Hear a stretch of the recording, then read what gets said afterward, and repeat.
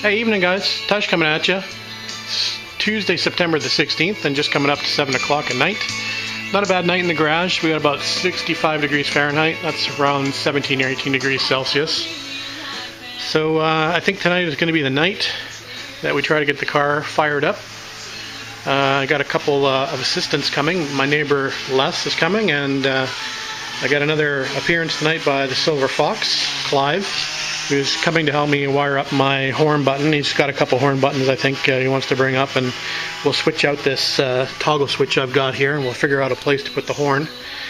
So I think what we're going to do is we're going to actually try to get this thing started. It was started again back in December 2011.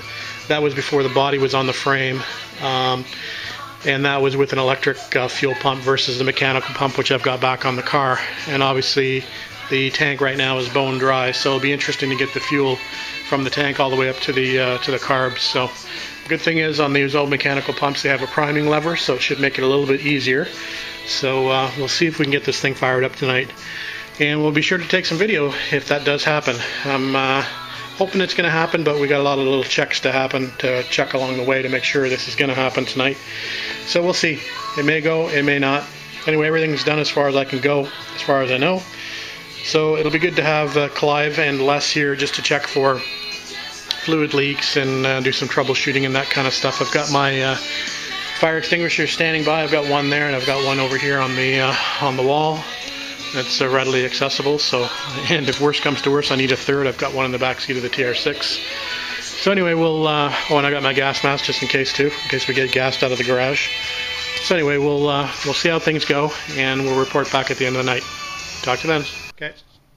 Test start. Les is going to take over the camera. Here we are today, September the 16th, and it's 8:15 p.m. with Tush and our electrical genius Clive, and we're ready to get started with the TR3 after the restoration project for the last 4 years.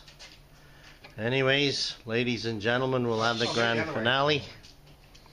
Clive, the physics genius, is here doing some electrical, and we are going to now try and start this monster. Go chitty chitty bang bang. First time chitty chitty bang bang started. Isn't that amazing? Okay. Evening guys, Tush coming at you. It's still Tuesday night. It's coming up to 11:30 in the evening, and the startup didn't go so well tonight. We did manage to get it to start, which is a good thing.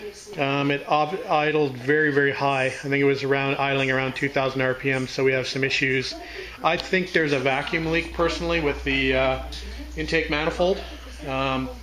We played around a little bit and sort of called it a night. But I've had issues with this before. I remember when I restarted this car back up in 2011, I was having problems with the intake. So what I'm gonna do is I'm going to go and swap back to the known set of carbs and intake. This is what I used back in 2011, those carbs and that intake. So we're going to swap that back out and see what we get, because I think I might have a problem with that intake and possibly the carbs as well. So I think that's the best thing for me to do, is just to sort of go backwards one step, put on the ugly looking carbs and the ugly looking manifold. Don't really care at this point. I just want to see if I can make it run better. The positive thing is that it actually fired, and fired very quickly. So that's a good thing. Doesn't look like we have any fuel leaks, which is another good thing. I do have a small oil leak actually coming right here from the oil gauge line. So we're just sort of tightening that up. But other than that, it looks pretty leak free, which is great actually. So fuel lines seem to be all in good shape. Like I said, the only leak I can see is from that oil fitting there for the oil pressure gauge. So what we'll do is, like I said, I just gone back through the bins tonight and pulled out the old parts.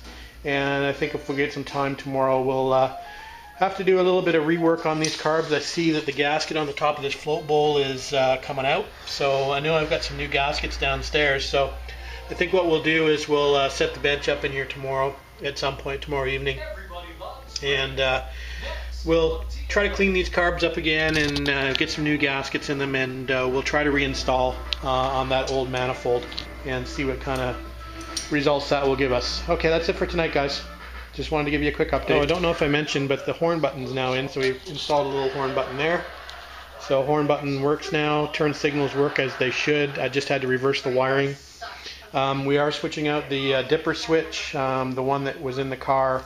Doesn't look like it was actually meant to be for the car. There was some modifications of the bracket, and it was sort of epoxied in the back of the switch, so we're having some problems with it shorting out against one of the contacts. So I've got the old dip switch out. I've got to find the old mount for it, because this one is just absolutely knackered. Somebody's butchered it, so we'll do that tomorrow. I've got the wiring figured out for it, so we'll have to figure that out and reinstall that tomorrow as well. Alright, that's it for now, guys.